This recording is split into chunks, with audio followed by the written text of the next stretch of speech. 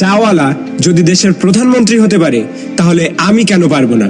একটা ছেলে যে জঞ্জাল সাফ করার কাজ করত আর সে যদি বিশ্বের অন্যতম ক্রিকেটার হয়ে দেখাতে পারে তাহলে আমি কেন পারবো না?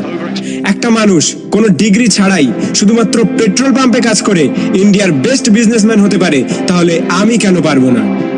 হাই স্কুলের বাস্কেটবল টিম থেকে বাদ দিয়ে দেওয়ার পরেও যদি সে দুনিয়ার বেস্ট বাস্কেটবল প্লেয়ার হতে পারে তাহলে আমি কেন পারবো না?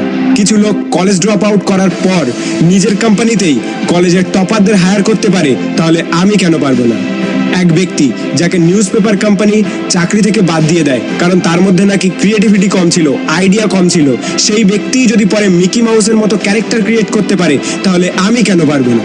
একটা মানুষ যার গার্লফ্রেন্ড তার সাথে ব্রেকআপ করে নেয় এবং তাকে সমস্ত সোশ্যাল সাইট থেকে ব্লক করে দেয়, কিন্তু সেই ব্যক্তি পরে দুনিয়ার সব থেকে বড় সোশ্যাল নেটওয়ার্কিং সাইট ফেসবুক বানিয়ে দিতে পারে তাহলে আমি কেন পারবো না?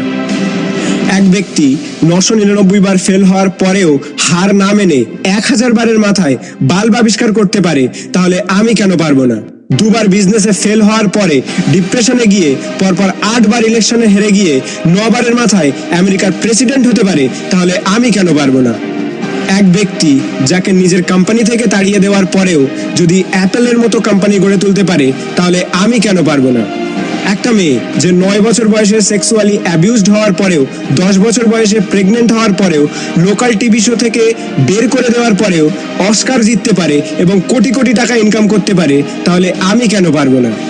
একটা জবলেস মেয়ে যার স্বামী তাকে ডিভোর্স দিয়ে দেয় এবং 3 বছরের বাচ্চাটিকে মানুষ করার দায়িত্বও তার উপরে চলে আসে, ডিপ্রেশনে যাওয়ার পরেও ওয়ার্ল্ডের সব থেকে বিখ্যাত নোভেল সিরিজ অর্থাৎ হ্যারি পটার লিখে ফেলে, যার ফলে সে কোটি কোটি টাকা ইনকাম করছে, তার একদিনের ইনকামে একটি ল্যাম্বরগিনি কেনা যাবে।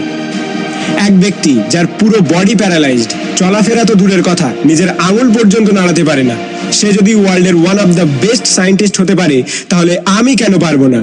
তোমরা সব জিনিসই অ্যাচিভ করতে পারো যেটা তোমরা করতে চাও, যার স্বপ্ন তোমরা দেখো, শুধু তার জন্য একটা আগুন দরকার, একটা স্পার্ক দরকার। নাথিং ইজ ইম্পসিবল, আর এই স্পার্ক তোমাদের নিজেদের মধ্যে আছে। তুমি নিজেই দোষী তোমার ফেল হওয়ার জন্য।